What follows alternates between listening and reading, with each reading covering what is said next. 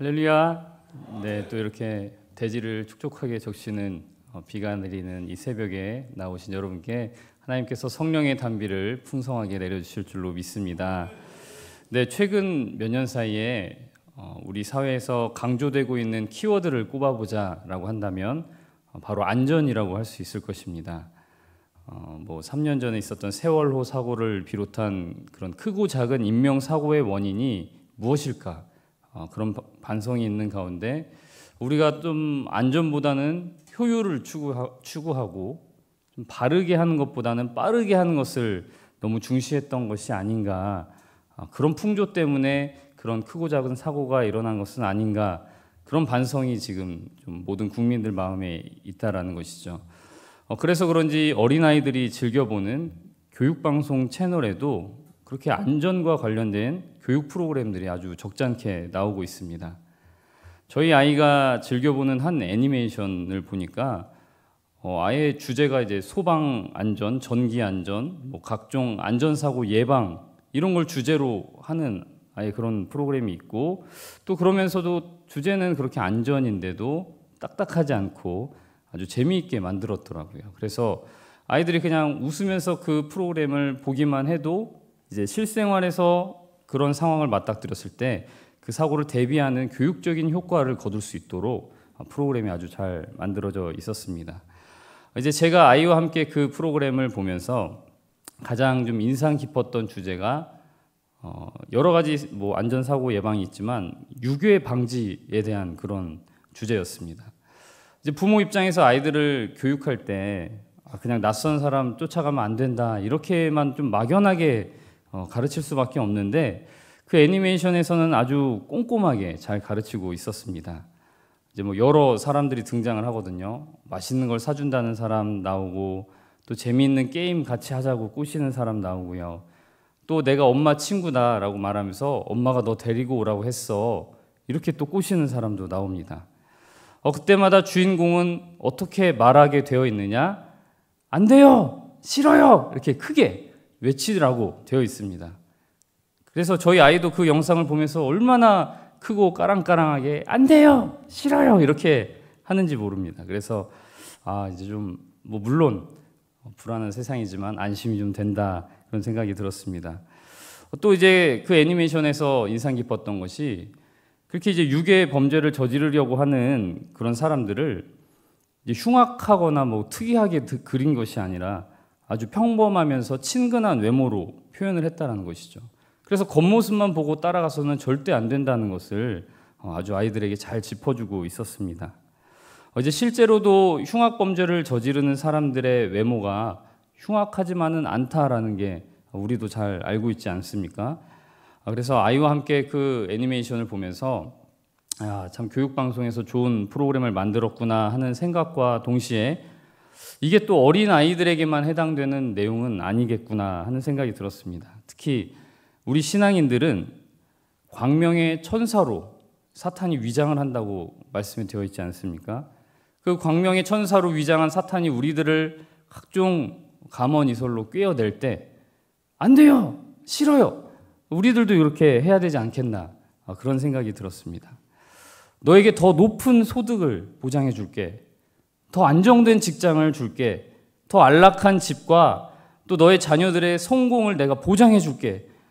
그 대신에 오늘 드려야 할 이 예배를 내일로 미루자. 또 그 대신에 네가 지고 있는 그 십자가를 잠깐만 내려놓자. 이렇게 달콤하게 유혹하고 있는 그 대적을 향해서 안 돼요! 싫어요! 이렇게 외쳐야만 하는 것입니다. 새벽에 도우시는 하나님 아버지께서 오늘도 우리를 악인들의 길과 죄인들의 길, 또 오만한 자들의 길에서 피하게 하시고 오직 여호와의 율법을 주야로 묵상케 하시기를 간절히 소망합니다. 네, 잠언에는 악인과 의인을 대비하는 말씀이 참 많이 나옵니다. 잠언에서 말하는 의인이란 실제로 도덕적, 윤리적으로도 아주 의로운 그런 사람들을 가리키기도 하지만 궁극적으로는 하나님을 경외하는 자를 가리키는 말이라고 보아야 됩니다. 잠언을 읽으시면서 설마 자신을 이제 악인이라고 생각하시는 분은 없으시겠죠? 이제 악인은 이렇게 된다, 악인은 이렇게 된다 할 때 어머 이거 내 말씀인데 그러시는 분은 없으실 겁니다. 그러나 만에 하나 나는 참 죄도 많고 너무 연약해서 의인은 아닌 거 아닌가 이런 고민을 하시는 분들도 계실까 봐 제가 이제 말씀을 드리겠습니다. 예수 그리스도를 주로 고백하고 그를 믿는 자들이 바로 의인입니다. 갈라디아서 2장 16절에서 사도 바울은 사람이 의롭게 되는 것은 율법의 행위로 말미암음이 아니요 오직 예수 그리스도를 믿음으로 말미암는다고 했습니다. 그러므로 오늘 우리에게 믿음을 주신 하나님 아버지께 감사하는 마음으로 오늘 본문, 이 잠언의 본문들을 자신 있게 적용을 해야 합니다. 특히 오늘의 이 본문은 또 그 본문 자체로도 아주 은혜가 되지만 예수 그리스도라고 하는 렌즈를 끼우고 읽으면 또 더 큰 은혜가 있고 참 신구약 성경이 이렇게 통일성이 있구나 라는 부분에서 또 감탄을 하게 된다는 것이죠. 한번 8절 말씀부터 살펴보도록 하겠습니다. 우리 함께 봉독하기를 원합니다. 15장 8절 말씀 시작. 악인의 제사는 여호와께서 미워하셔도 정직한 자의 기도는 그가 기뻐하시느니라. 아멘. 네, 여러분은 이 말씀을 읽으시면서 예수님의 어떤 말씀이 떠오르십니까? 저는 마가복음 11장 17절 기록된 바 내 집은 만민이 기도하는 집이라 칭함을 받으리라고 하지 아니하였느냐 너희는 강도의 소굴을 만들었도다 이 말씀이 떠올랐습니다. 이방 사람들이 섬기는 그 우상은 좋은 재물과 화려한 제사 의식만 있으면 만족하는 그런 기계적인 아주 거짓된 신들입니다. 그러나 하나님 아버지께서는 재물보다도 제사를 드리는 그 사람을 받으시는 하나님이시기 때문에 악인들이 드리는 제사는 성경에서도 하나님을 곤비하게 만든다 이렇게 되어 있습니다. 하나님을 인정하지도 않으면서 하나님을 의지하지도 않으면서 겉으로만 믿는 척하는 또 외식하는 자들에 대한 경고의 말씀이 바로 오늘의 말씀인 것입니다. 예수님께서는 마가복음 11장에서 성전에 들어가셔서 성전에서 매매하는 자들을 내쫓으시고 돈 바꾸는 자들의 상과 비둘기 파는 자들의 의자를 다 둘러 엎으시면서 하나님 아버지의 뜻이 무엇인지를 우리들에게 분명하게 보여주셨습니다. 그리고 누가복음 18장에서 예수님은 바리새인과 세리의 기도를 통해서 또 우리가 어떤 기도를 드려야 하는지도 알려주셨습니다. 누가복음 18장에 나오는 세리는 어떻게 기도합니까? 성전에 나오긴 나왔지만 멀리 서서 아마 우리 교회로 치면 저 4층 끝에 어디겠죠. 저 뒤에 안 보이는 어딘가에서 감히 눈을 들어서 하늘을 쳐다보지도 못한다고 합니다. 다만 가슴을 치면서 하나님이여 불쌍히 여기소서 나는 죄인이로소이다. 이 기도만 드린다는 것이죠. 하지만 예수님께서는 바로 이런 기도가 하나님이 받으시는 기도이며 이런 사람이 의롭다 하심을 받는다라고 말씀해 주셨습니다. 오늘 말한 그 정직한 자의 기도는 그가 기뻐하시느니라 라고 할 때 그 정직한 자가 실제로도 윤리적 도덕적으로 정직한 자, 거짓말을 하지 않는 자이기도 해야 되겠지만 하나님 앞에서 그렇게 진실되게 회개하며 자신을 낮추는 자의 기도도 하나님께서 기뻐하신다라는 것이죠. 예배를 아무리 화려하게 또 아무리 좋은 재물을 가지고 주님 앞에 나온다 할지라도 마음 가운데 그런 정직한 회개가 없는 자는 하나님께서 그의 제사를 받으실 수 없다라는 것을 예수님께서 말씀하신 것입니다. 사랑하는 성도 여러분, 바라옵기는 오늘 우리의 기도도 그렇게 자신을 낮추고 하나님을 인정하는 기도, 또 내가 죄인임을 절절하게 고백하는 그런 기도가 되기를 원합니다.